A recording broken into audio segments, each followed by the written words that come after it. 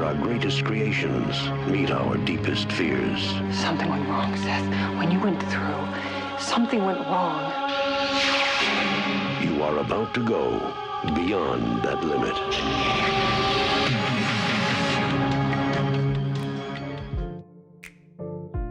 David Cronenberg is one of those directors that checks a lot of boxes for me. Because I can pop in a film like Videodrome and appreciate how he explores the way mankind perverts technological innovation, but I also get to see a guy pull a handgun from his belly button, which is also pretty cool. Or I can watch his more quote-unquote mature work from the mid to late 2000s, like A History of Violence or Eastern Promises, which both make powerful statements on identity and masculinity, but also feature Viggo Mortensen brutalizing some gangsters and experimenting with some fun accents. I appreciate that Cronenberg explores philosophical and psychological ideas through the lens of things like body horror and straightforward genre films. He takes subjects that could be handled far more pretentiously and brings them down and drags them into the mud. He presents characters with deep internal conflicts, and then he quite literally dissects them in front of the audience to help us understand them better and hopefully ourselves better. Our minds, as the animals that we are, have not really kept up with our technology. You see this all the time. Every time you read the newspaper, we seem very animalistic and capable of the most incredible brutality and stupidity, and yet the most sophisticated kinds of technology and concepts and philosophy as well. And that would extend into this strange world of new realities that we would be creating, and they would also be on our own image, just as our technology has always been, which is to say, it would be the best of us and the worst of us.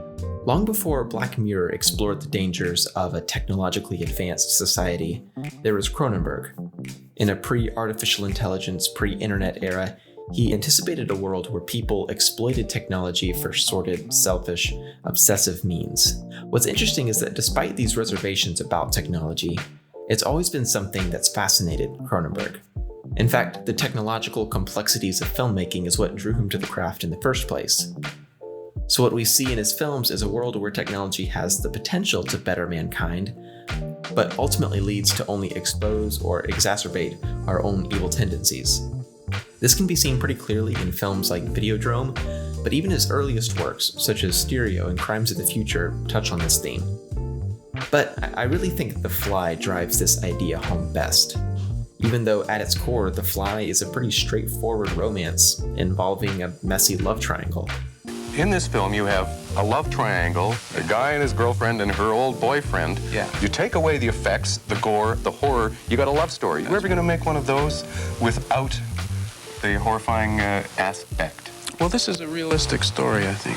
This, to me, this is a real love story. The other stuff, the other love stories leave out the nightmare part, the emotional part, the surreal part, which I think is actually there. Well, so for me, this is naturalism. In The Fly, you've got Seth Brundle, a scientist who's just discovered the secret to teleportation. And then you've got Stathis Borans, a sleazy, sex-crazed editor. Both men are interested in Veronica Quaife, a journalist who is determined to release the story on Brundle's invention. When we're introduced to Seth, his ambition and genius is admirable, and in comparison to Stathis, Seth seems to have some semblance of a moral character. But as Seth's own invention turns on him, we see that he's not too different from Stathis after all. Both men are driven by impulsive, obsessive behaviors that prevent them from true, healthy connection with Veronica. Stathis is far easier to hate because of how immediately repulsive his behavior is, but Seth's flaws simply lead to a longer-term rot that's even more destructive, both physically and psychologically. And as he literally peels away before our eyes, what we're left with is a man who finally realizes his true nature. I'm saying I'm an insect who dreamt he was a man and loved it. But now the dream is over and the insect is awake. No, Seth. I'm saying I'll hurt you if you stay. It's interesting that in the end, Stathis is the man still standing.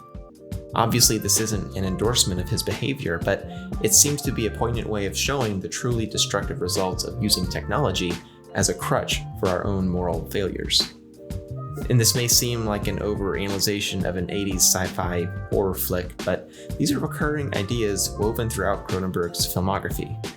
Even as Cronenberg moved away from some of the more grotesque tactics of his early horror films, he never abandoned the idea of individuals trying to bury shameful aspects of their identity behind a glossy veneer.